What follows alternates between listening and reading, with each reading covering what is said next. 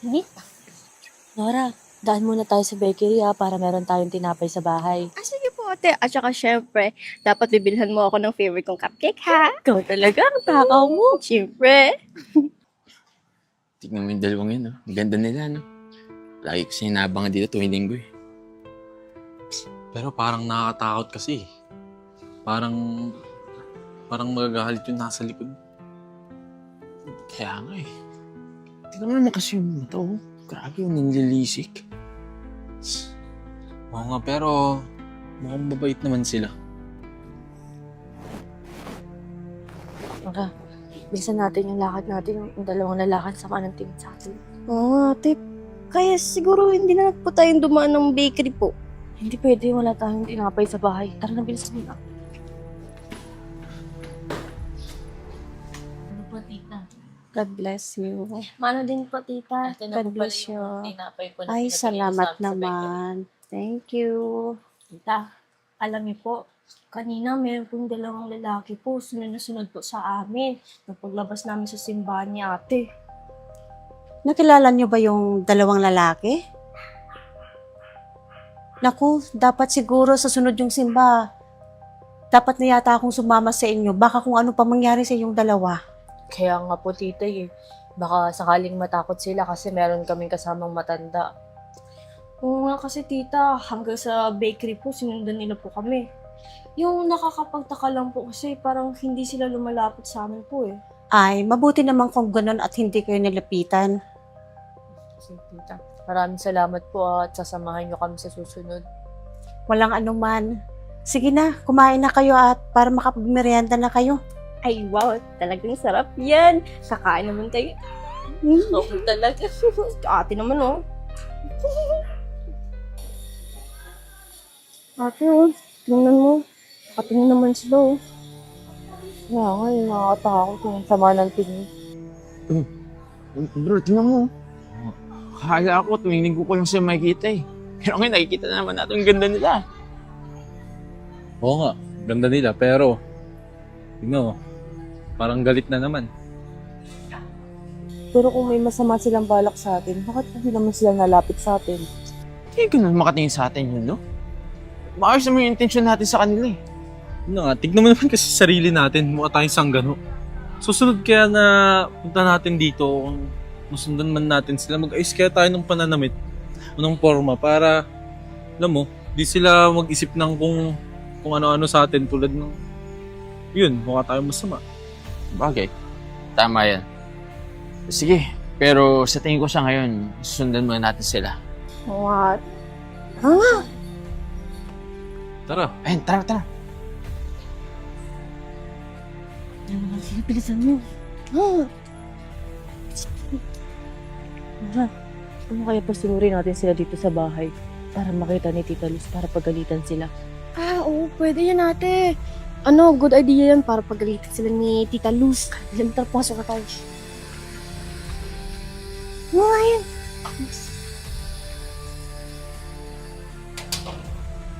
Tara.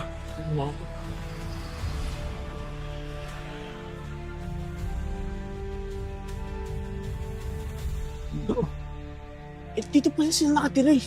Sobrang higpit ng tita nila dito. Saan mo naman nalaman na maigpit yung tita nila dyan? Sabi-sabi kasi sa atin, eh. Kaya nga tayong dalawa yung nakakalapit sa kanila, eh. Dahil yung iba takot na takot lumapit sa Ano, tutuloy pa ba natin? Oo. Tara. Siguro, balik na tayo sa ibang araw. Tara. Sobrang kasi ng ano. Tita, ano po yung dalawang lalaking sunod sa amin po? Oh. Sila ba? Halika kayo, puntahan natin at kausapin ko. Tita, basta wag niyo talagang tarayan ha. Huwag kayong mag-alala. Kakausapin ko lang sila.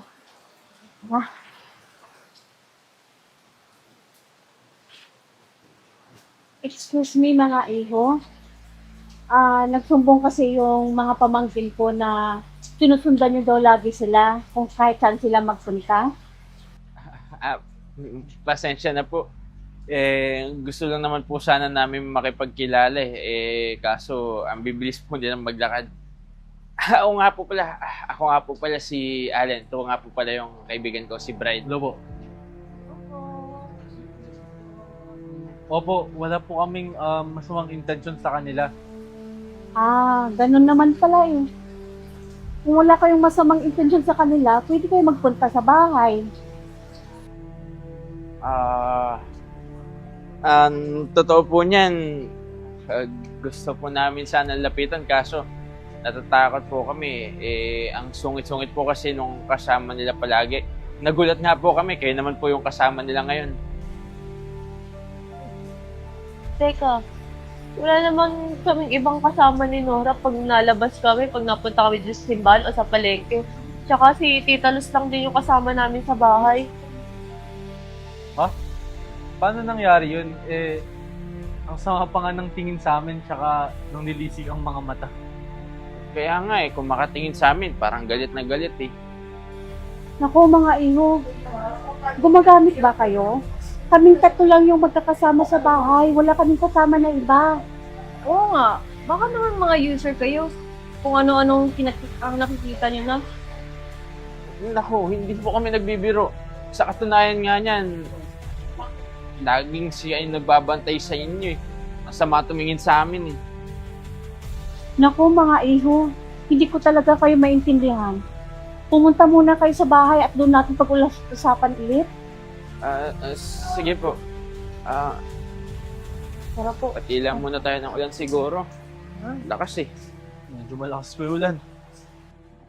Maraming salamat po sa pagpapapasok sa amin. Ang laki pala ng ba. Ito po siya. Ito po yung nakikita namin na lagi nagbabantay sa inyo. Laging galit sa amin. Lalo na pag-uwi din kayo. Sure kayo dyan? Oo, sure kami dyan. Siya rin yung nakita namin sa likod nyo nung nasa park kayo. Paano nangyari yun? Si mama namin yan, matagal nang patay yan. Ay, Huwag naman sana kayo magbiro ng ganyan. Bakit naman namin kayo tatakutin? Nagsasabi lang naman kaming totoo. Matagal nang patay si Mama Feli. Kaya nga, tsaka, saan niyo pa ba siya nakita? Kapag lalabas kayo ng simbahan, kapag mamibili kayo sa palengke, Pero parang nakakatakot kasi. Parang magagalit yung nasa likod. kaya nga tingnan mo naman kasi yung mata Grabe yung nanlilisik. Kapag bumibili kayo ng tinapay, tapos pag uwi kayo dito, kasama niyo siya palagi. No, parang galit na naman. Diyos ko po, si Ate Feli, kahit nasa kabilang buhay na, pinoprotektahan niya pa rin yung mga anak niya. Kaya nga grabe si Mama, napaka-protective sa atin. Ayaw niya lang siguro na ma-experience niyo ang na-experience niya. Kasi 'di ba, namatay siya. May mga lalaki na pinagsamantalahan siya at patay. Kaya ganun na lang siya ngayon sa inyo. Mama Feli, maraming salamat po sa pagprotekta sa amin. Pero siguro kailangan niya talaga magpahinga po. At saka, kaya naman namin protektahan yung sarili namin ni ate. Kaya nga po, Mama. Ate Feli, ako na po bahala sa mga anak niyo. Huwag na po kayo mag-alala sa kanila. Salamat po ng marami una na po kaming dalawa. Maraming salamat po. Salamat po.